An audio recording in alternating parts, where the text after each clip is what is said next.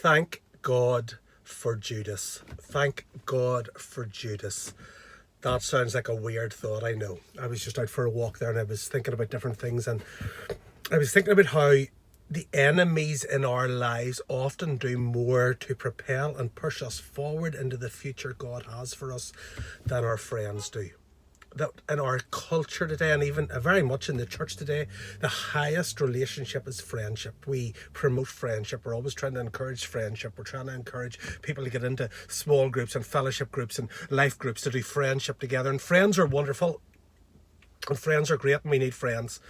But often, the thing about friends is they want you to stay the way you are. I mean, they always want the best for you, but the reality is that they have become friends with you because you are who you are right now. And so they don't want you to change very much. They don't want you to progress too much forward. Otherwise, that friendship might become strained. It might become more difficult. So friends generally will tell you you're great. Friends will encourage you. Friends will stand by you. Friends will love you no matter what you do.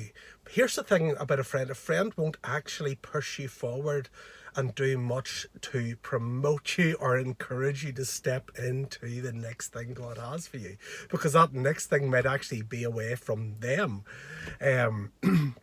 Whereas an enemy will shake you out of your slumber.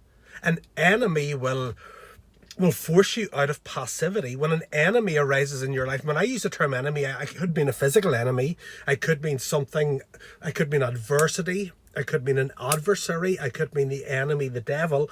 When the enemy comes into your life, it could be someone who hurts you and betrays you, and we'll get onto that in a second. When an enemy comes into your life, they shake you out of that passivity that we naturally go towards. They shake us out of that slumber. They shake us out of that place of everything's fine, and they cause dormancy within us, dormant gifts, dormant abilities, dormant talents within us to come out. Think about David.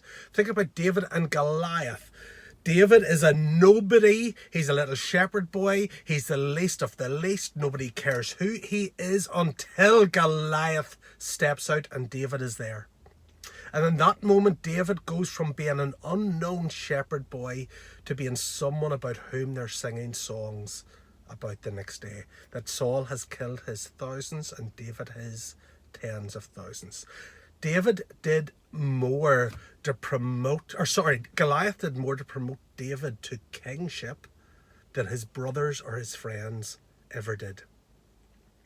That actually the enemy, that Goliath, was the best thing ever happened to David. That actually there was a dormant king already within the shepherd boy, but nobody would ever have noticed that if Goliath hadn't stepped out in front of him. And so very often our enemies, God puts enemies here. He'll put enemies in our lives, or he will allow enemies into our lives, because he knows that there is stuff within us that won't come out with us unless we're, here's the word, provoked. Enemies provoke us. Enemies provoke our potential. Enemies provoke our purpose. Enemies pull out of us all that God has put within us.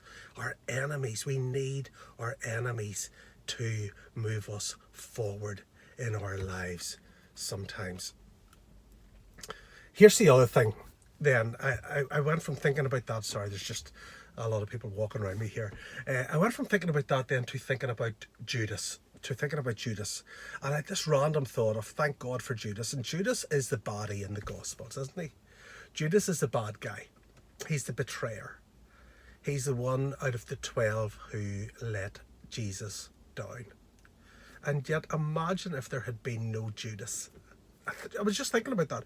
Take Judas out of the story, and what do we have? The soldiers who come to arrest Jesus don't know where he is. Without Judas, do we have redemption? Without Judas, do we have the cross? I know God would have orchestrated all of that just as he orchestrated Judas, but Judas is essential to our salvation. That the role Judas played in our salvation was preordained by God. And that here's where I got to in this, that it's very easy to look at those who betray us as enemies. And you know what? Betrayal's horrible.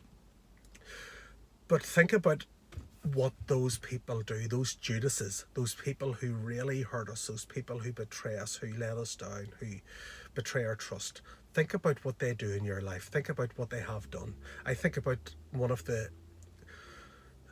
most devastating betrayals of trust we have ever had as a couple, with somebody else who we trusted.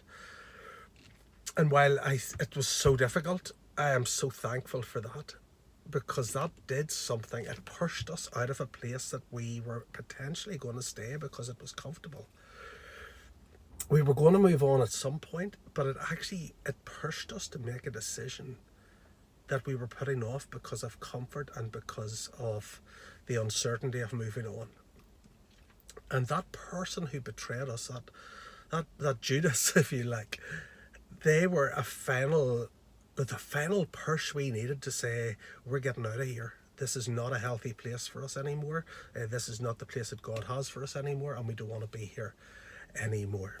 And I'm so thankful for that.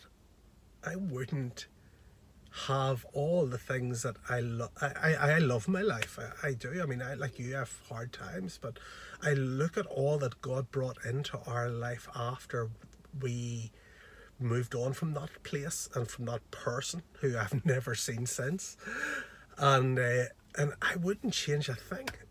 Of course, I hate betrayal. It's made us wary, probably, of friendships at times, but I wouldn't change a thing because of what they brought into my life through the back door, if you like. They provoked us to move. They provoked things within me to go, I am not going to allow this betrayal to define me. And they provoked us to move forward into the good future God has for us. And when you look at Judas, it didn't go particularly well for him, did it? He destroyed himself, essentially. In betraying Jesus, he destroyed himself. He actually ends up killing himself. And very often, while the Judases in your life will propel you forward if you will allow that to happen, they also destroy themselves in the mix. That actually their betrayal of you either reveals their true character to other people, or God just deals with them and vindicates you, as long as you keep your heart right in the midst of it. And so it's a bit of a ramble. I was out for a walk and I got thinking about that very often your enemies will do more in your life to propel you forward, because they provoke your potential to come forth. And very often, if you will allow them, the people who betray you, the Judases in your life, that's a weird sort of light shadow thing going on right there. It always happens in these videos. The people who betray you, the people who hurt you, if you will allow them, will often do more to move you forward towards your destiny, because again, they will push you out of your comfort zone. They will shake you out of your slumber. They will pull you out of your apathy, and they will provoke something to rise up within you that will move you to the next stage. So friends are great.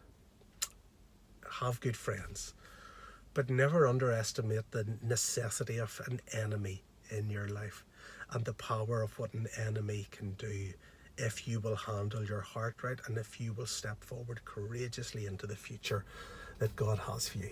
God bless. Bye.